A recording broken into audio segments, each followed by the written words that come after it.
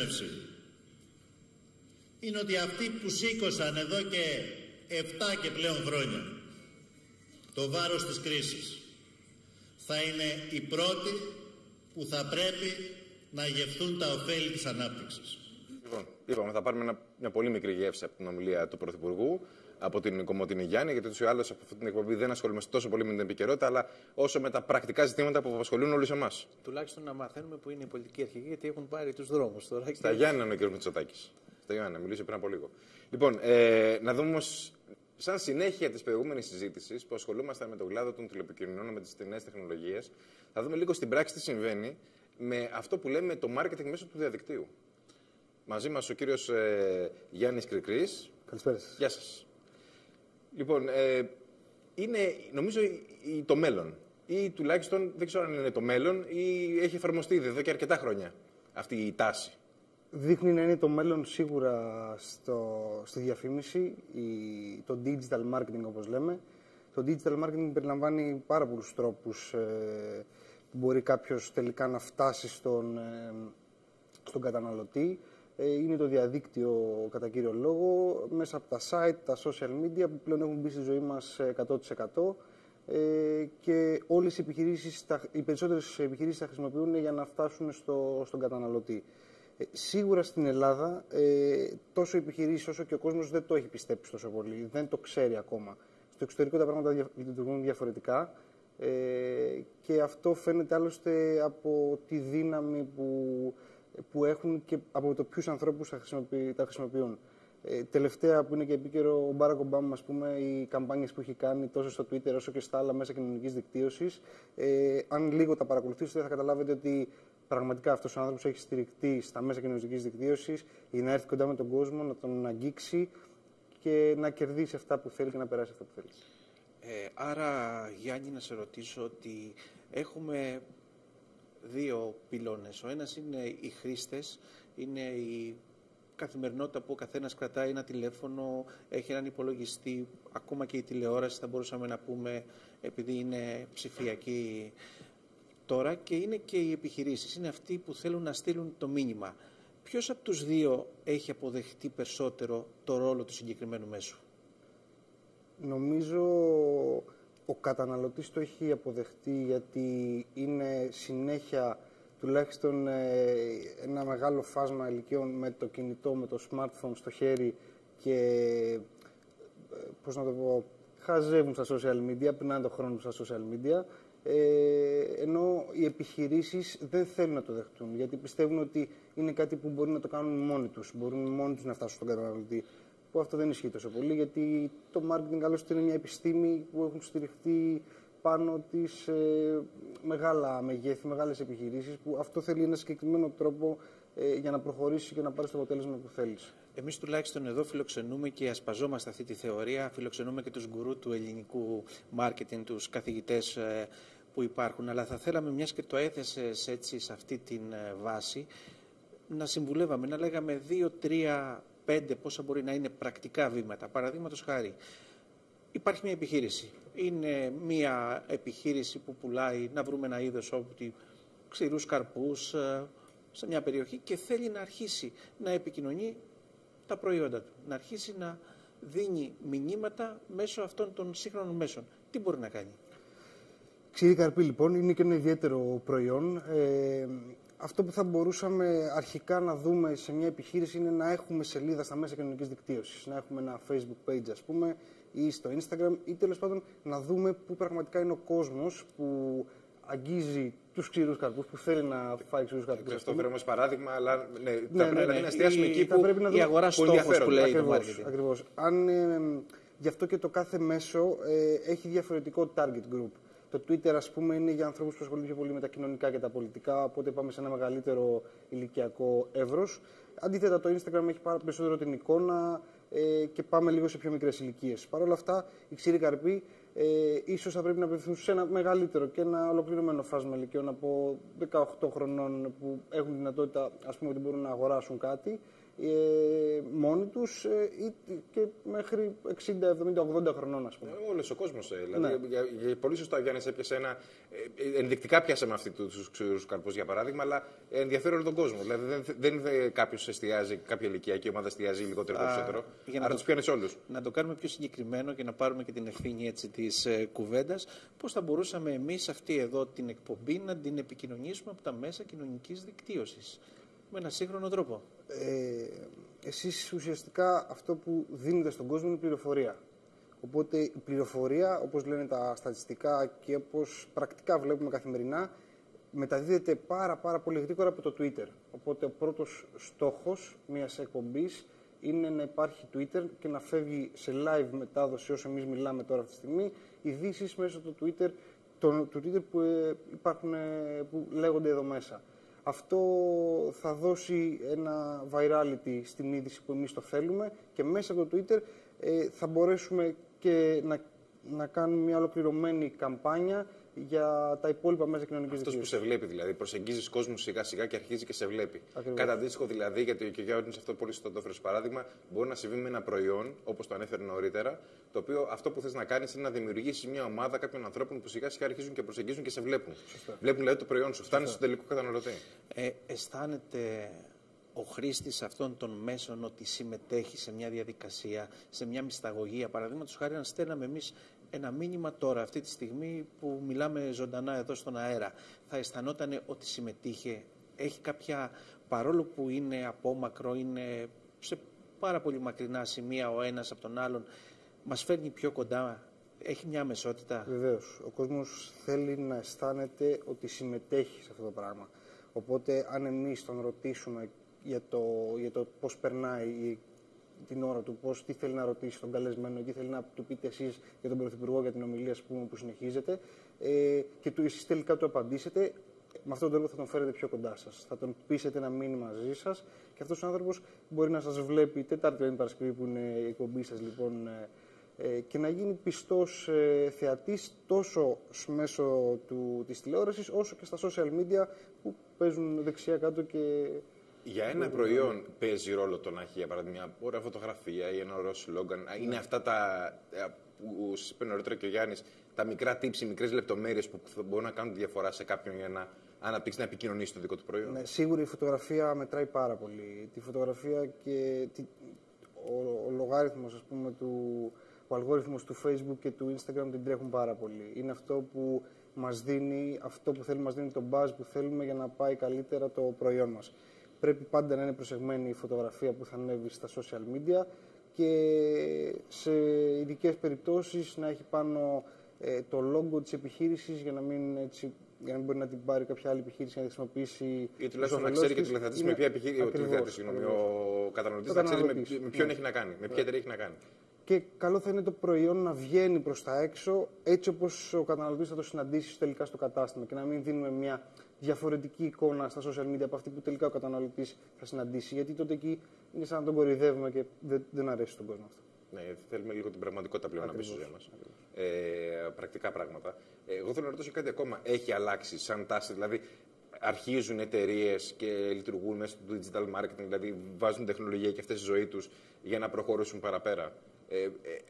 Μέσω κρίσης, γιατί πιο πριν, το έχουμε ξαναπεί αυτό, τα προηγούμενα χρόνια που δεν υπήρχε κρίση, ήταν λίγο διαφορετική φιλοσοφία για το πώς επικοινωνούν τα προϊόντα τους. Τώρα που έχουν μπει και νέοι άνθρωποι κιόλας στο επιχειρήν, έχει αλλάξει αυτή η τάση? Βεβαίως. Το budget των εταιριών πια στο marketing έχει χωριστεί. Υπάρχει στα περιοδικά και στον γνωστό τρόπο έτσι, που διαφημίζονται οι επιχειρήσεις, αλλά πια έχει πάει και ένα αρκετά μεγάλο κομμάτι στο digital marketing. Αυτό έχει να κάνει τόσο με το ότι τα πράγματα εξελίσσονται και οι μεγαλύτερες ηλικίες που δεν μπορούν να καταλάβουν ακριβώς τι είναι αυτό που κάνουν, το καταλαβαίνουν. Και ότι το πράγμα πάει μόνο του προς τα εκεί, οπότε σίγουρα πρέπει να το ακολουθήσουν επιχειρήσεις που θέλουν να είναι ανταγωνιστικές και να μπουν μέσα στο παιχνίδι. Ναι, επιχειρηματίες ή παλιοί σας προσεγγίζουν, για παράδειγμα? Οι πιο πολλοί επιχειρηματίες που μας προσεγγίζουν μέχρι στιγμής είναι νέοι. Οι μεγάλοι επιχειρηματίες θέλουν να μπουν στα social media, με την παλιά τακτική που, όπως καταλαβαίνετε, αυτό δεν μπορεί να συμβαδίσει.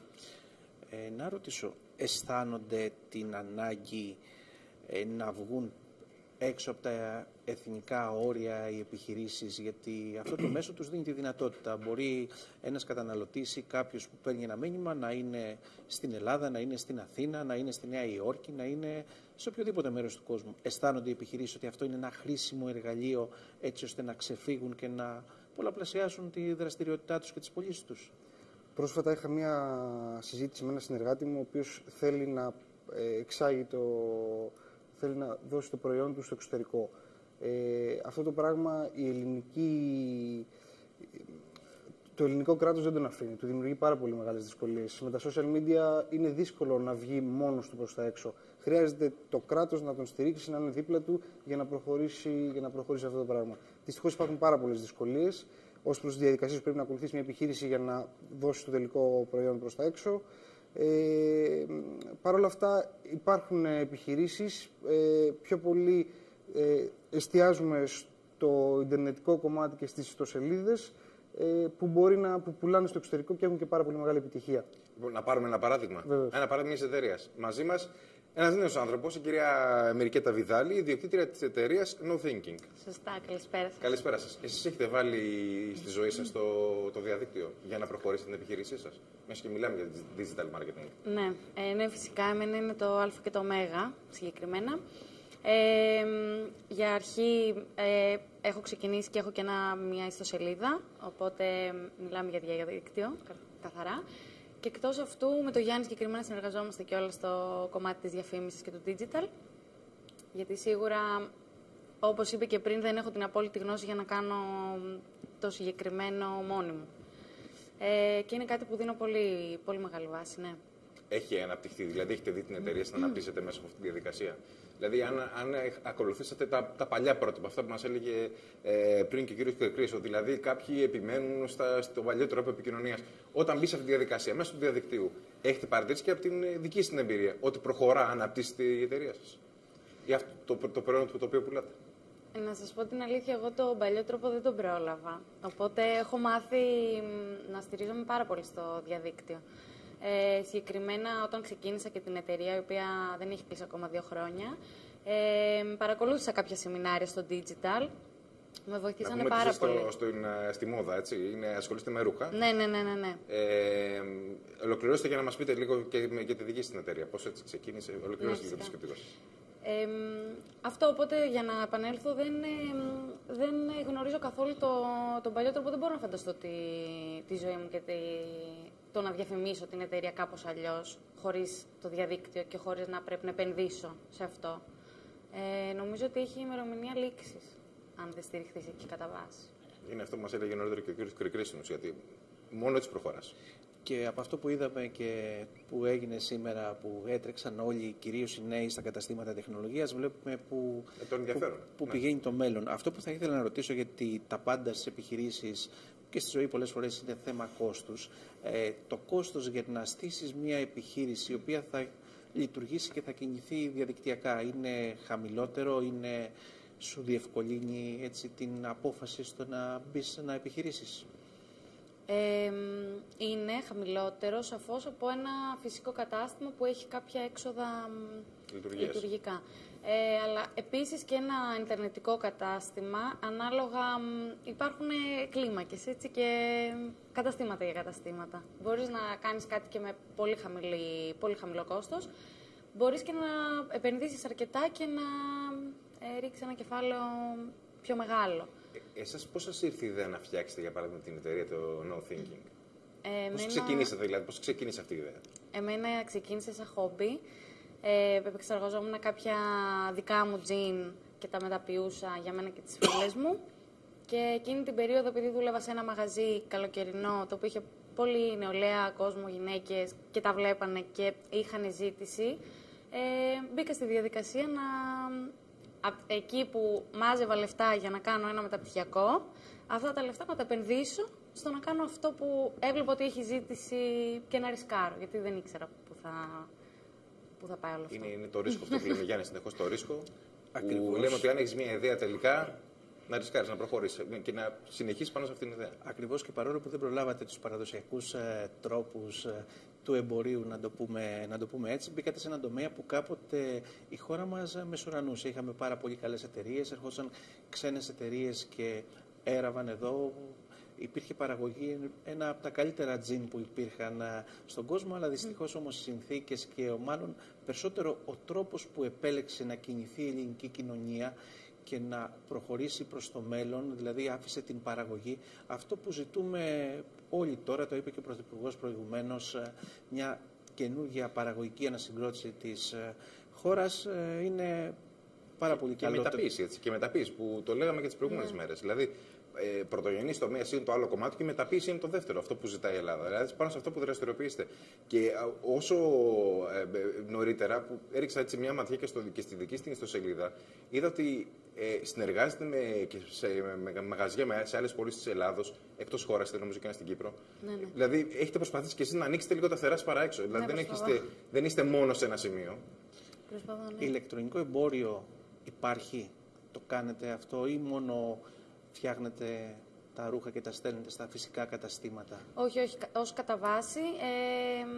Το ηλεκτρονικό είναι το κατάστημα και από εκεί ξεκίνησα. Τα καταστήματα με είχαν πλησιάσει εξ αρχής, απλά δεν ήμουν έτοιμη, γιατί το τζιν δεν είναι κάτι που παράγεται και είναι έτοιμο γρήγορα. Έχει μια διαδικασία χρονοβόρα, τουλάχιστον στα δεδομένα της Ελλάδος, γιατί δεν είμαστε και πολύ συνεπείς.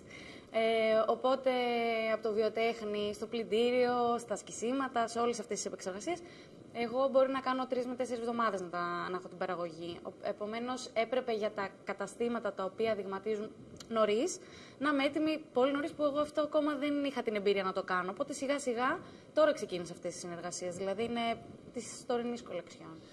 Σίγουρα σε όσους μας ακούν θα ξυπνάτε αναμνήσεις που είπατε για τους αυτούς που ράβουν τα ρούχα, για τα πλυντήρια, για την επεξεργασία. Ο κύκλος σας, πώς σας αντιμετωπίζει, που έχετε επιχειρήσει τη στιγμή που όλοι ψάχνουν να βρουν μια δουλειά, ψάχνουν να φύγουν στο εξωτερικό, ψάχνουν τη σιγουριά και τη βεβαιότητα? Πώς σας βλέπουν? Ναι, την έψαχνα και εγώ αυτήν τη σιγουριά πριν το ξεκινήσω. Και όλος ο γύρος μου τότε. Τώρα έχω επιλέξει ο δικός μου κύκλος να είναι άτομα που προσπαθούν και εκείνοι και ανταμείβονται γι' αυτό, όπως και εγώ. Δηλαδή, θεωρώ ότι τίποτα δεν έρχεται αν κάθεσαι. Σίγουρα πολλοί μπορούν να το επιχειρήσουν, αλλά ίσως επειδή σε άλλα όσοι είμαστε λίγο καλομαθημένοι και λίγο τεμπέληδες, να μην κάνουμε αυτό το κάτι παραπάνω από τις δυνατότητές μας, να μην θέλουμε να κουραστούμε παραπάνω. Όποιος θα κάνει αυτό το κάτι παραπάνω, ακόμη και με αυτές τις δύσκολες συνθήκες που υπάρχουν αυτή τη στιγμή, θα τα καταφέρει. Συνεπώς, από τη στιγμή που είχατε την ιδέα, δηλαδή είχατε αυτό το background για να ξεκινήσετε αυτό το οποίο κάνατε, το επόμενο βήμα σας ποιο ήταν ακριβώς? Ήταν να απευθυνθείτε, να δείτε πώς θα επικοινωνήσετε αυτά τα προϊόντα, για παράδειγμα, και αυτό που λέγαμε νωρίτερα και με τον κύριο Κρικρή, ποια ήταν η διαδικασία, ποιο ήταν το επόμενο βήμα που κάνατε μετά την ιδέα που είχατε? Εκείνη την περίοδο ήταν λίγο διαφορετικά τα πράγματα όσον αφορά τη διαφήμιση, γιατί τα social media δεν θέλαν τόσο τη χορηγούμενη. Δηλαδή, μπορεί κάτι να ανέβαζες για ένα σύνολο και να το βλέπαν όλοι οι φίλοι σου. Αυτή τη στιγμή αυτό δεν υπάρχει. Θα πρέπει να υπάρχει χορηγούμενη διαφήμιση στοχευμένη για να το δουν ακόμη και αυτοί οι φίλοι και οι ακολουθοί σου. Οπότε τότε ήταν λίγο πιο εύκολο. Βέβαια, εγώ σας ξαναλέω ότι επειδή πήρα αυτό το ρίσκο, ήμουν τρομοκρατημένη και φοβόμουν πάρα πολύ. Γιατί έδωσα ό,τι είχα στην άκρη και απλά έκανα μια παραγωγή σε κάτι που δεν γνώριζα και δεν ήξερα καθόλου πώς θα πάει, τι θα γίνει. Απλά τελικά πήγε. Άρα, σαν συμβουλή στους υπόλοιπους που μας βλέπουν αυτή την ώρα και ενδεχομένως να είναι και νέοι άνθρωποι που είναι στην ίδια φάση με εσάς. Δηλαδή, έχουν κάτι στην άκρη ή έχουν τουλάχιστον μια ιδέα και λένε να το τολμήσω ή να μην το τολμήσω. Από τη δική σας εμπειρία αντιλαμβάνομαι να το τολμήσουν, έτσι. Να το τολμήσουν, ναι. Να βρουν απλά κάτι που θα είναι και δικό τους. Δηλαδή, δεν χρειάζεται να πάμε να κάνουμε το ίδιο και να θεωρούμε ότι θα έχουμε την ίδια επιτυχία. Πρέπει να έχουμε και το στίγμα μας μέσα και λίγο κάτι από εμάς. Μιας και αναφερθήκατε νωρίτερα και στις χορηγούμενες διαφημίσεις και όλα αυτά. Κύριε Κρικρή, πώς λειτουργεί αυτό? Είναι αυτό που για να καταλάβουν πριν, και οι τηλεθεατές μας πώς είναι λειτουργεί. Αυτό που λέγαμε πριν, ότι ο αλγόριθμος του Facebook κάπως πρέπει να πληρωθεί. Οπότε, όταν ανεβάζουμε κάτι οργανικά, που σημαίνει χωρίς να το πληρώσουμε σε μια σελίδα στο Facebook, τότε οι άνθρωποι που θα δουν την ανάρτησή μας θα είναι πολύ λιγότεροι από αυτούς που θα τη δουν αν πληρώσουμε τη διαφήμιση. Αυτό είναι πολύ λογικό, νομίζω, γιατί είναι μια επιχείρηση στο Facebook που πρέπει να βγάλει χρήματα. Οπότε με αυτόν τον τρόπο, εφόσον υπάρχει σελίδα που οπότε έχει εμπορική σημασία, θα πρέπει να καταβάλουμε ένα ποσό ανάλογα το ποσό που έχουμε και μας ενδιαφέρει. Όσο μεγαλύτερο, τόσο περισσότερος κόσμος βλέπει την ανάρτησή μας. Το ίδιο γίνεται και στο Instagram. Θέλει πάρα πολύ μεγάλη προσοχή αυτή η καμπάνια, η δημιουργία της καμπάνιας, γιατί μπορεί οι επιχειρήσεις να σπαταλήσουν χρήματα που τελικά να μην τους φέρουν το αποτέλεσμα που θέλουν. Και η δουλειά είναι καθημερινή για αυτά, έτσι.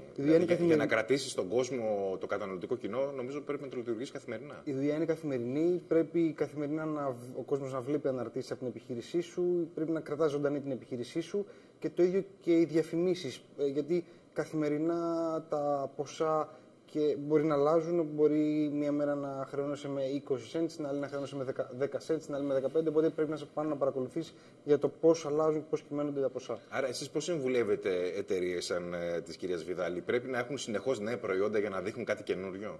Πρέπει να έχουν τα προϊόντα που πρέπει και να τα προβάλλουν με τον σωστό τρόπο. Δεν σημαίνει ότι πρέπει κάθε μέρα να ράβει καινούργια. Όχι, σαφέστατα. Ναι, απλά θα πρέπει να τα προβάλλουμε με τον σωστό τρόπο. Υπάρχουν πολλοί τρόποι να προβάλλουμε τα προϊόντα μας. Είτε αυτή είναι η ξηρή καρπή, μπορούμε να προβάλλουμε το πώς αυτό το πράγμα ξεκινάει και έρχεται στο μαγαζί για να το πάρει ο καταναλωτής, μέχρι τη στιγμή που το συνοδεύουμε μαζί με κάποιο ποτό. Οπότε όλοι αυτοί είναι τρόποι που μπορεί κάποιος να διαφημίσει το προϊόν του. Να βρει κάποιος τον σωστό σύμβουλο πάνω στα θέματα του διαδικτύου. Πώς μπορεί, πού μπορεί να αποτανθεί, πού να ψάξει? Αυτό είναι κάτι που η επιχείρηση μπορεί να κρίνει μετά από μια κουβέντα, μετά από συζήτηση με τον άνθρωπο έτσι, που την έχει πλησιάσει για να αναλάβει, ας πούμε, την digital εικόνα της επιχείρησης και ανάλογα με τους πελάτες που έχει ο καθένας, ανάλογα με το background του, με τις γνώσεις του. Γιατί, όπως είπατε και στην αρχή, υπάρχει ο κίνδυνος, επειδή δεν γνωρίζουν το αντικείμενο οι επιχειρηματίες και είναι κάτι το οποίο είναι απόμακρο, ίσως να φοβόνται, ίσως να είναι επιφυλακτικοί και πολλές φορές το γνωρίζουμε ότι στη χώρα μας πέφτουμε και θύματα ανθρώπων που μας λένε ότι ξέρουν, αλλά δεν έχουν καμία σχέση με το άθλημα. Σίγουρα για την Ελλάδα είναι πρωτόγνωρο το επάγγελμα. Δεν υπήρχε. Η θέση εργασίας μέσα στα γραφεία, ας πούμε, των εταιριών δεν υπήρχε. Υπάρχει τα τελευταία χρόνια ο digital marketing manager ή τα media agency που κάνουν digital marketing, υπάρχουν τα τελευταία χρόνια. Οπότε σίγουρα είναι εύκολο οι επιχειρήσεις να πέσουν έτσι σε μια συνεργασία θύμα όχι απάτης, απλά να μην πάρουν τα αποτελέσματα που θέλουν, θα πω εγώ. Αυτό είναι καλό λοιπόν να το εξετάσουν, να μην κάνουν έτσι μεγάλα συμβόλαια και υπογραφές για πάνω από 6 μήνες, ένα χρόνο, για να μπορούν να αλλάξουν κάτι αν βλέπουν ότι δεν έχουν το αποτέλεσμα που θέλουν. Αν θέλαμε να παραφράσουμε αυτό, την ιστορική φράση που είχε πει ο Φρανσουάς Αγγελά, ο οποίος ήταν ένας μέτρ της διαφήμισης, ότι ακόμα και οι εκκλησίες έχουν ανάγκη από διαφήμιση, γι' αυτό έχουν τις καμπάνες. Σήμερα καμία επιχείρηση δεν θα μπορεί να προχωρήσει αν δεν έχει την ηλεκτρονική της σελίδα και αν δεν επενδύσει πάνω σε αυτό. Συμφωνώ απόλυτα με εσάς. Παρακαλώ. Λοιπόν, για να ολοκληρώσουμε, γιατί πρέπει να πάμε σε διάλειμμα, θέλω να ρωτήσω κάτι τελευταίο την κυρία Βιδάλη. Στόχους στην εταιρεία σας υπάρχουν, δηλαδή πώς θα προχωρήσει, αν βάζετε στόχο για τον επόμενο έτος να ανοιχτώ σε άλλες αγορές ή να έχουμε μια καινούργια κολεξιόν, πόσες κολεξιόν θα έχω τη χρονιά? Τέτοιους στόχους βάζετε, υπάρχουν δηλαδή στο πλάνο των εταιρείων? Ναι, φυσικά. Πάντα κοιτάω μπροστά και πάντα θέλω να πετύχω το κάτι παραπάνω. Στην αρχή ξεκίνησα έχοντας μόνο gym. Αυτή τη στιγμή που είναι η δεύτερη χρονιά έχω μια πιο ολοκληρωμένη γκάμα προϊόντων, έχω και ρούχα. Μελλοντικά θέλω να έχω και παπούτσια. Θέλω να έχω ένα site γενικά που να μπαίνει η κοπέλα και να μην φεύγει από εκεί. Μπορεί να το πετύχω και με αντρικό κοινό αυτό. Λείπει. Αυτό θέλω να σας ρωτήσω, αν σκοπεύετε να επεκταθείτε και σε άλλα προϊόντα. Το σκέφτομαι και αυτό. Απλά σιγά και σταθερά βήματα προσπαθώ να κάνω. Είναι εύκολα τα βήματα της ανάπτυξης της εταιρείας? Όχι εύκολα, τίποτα δεν είναι. Αρκεί να έχεις την ιδέα και να προσπαθείς. Προσπαθεί συνέχεια. Λοιπόν, να σας ευχαριστούμε πολύ. Και εσάς κύριε Γρηγρή και εσείς κυρία Βιδάλη. Καλή επιτυχία και στους δύο. Καλή συνέχεια και στους δύο να ευχηθούμε. Εμείς πάμε σε ένα ακόμα διαφημιστικό διάλειμμα. Επιστρέφουμε σε ελάχιστα λεπτά.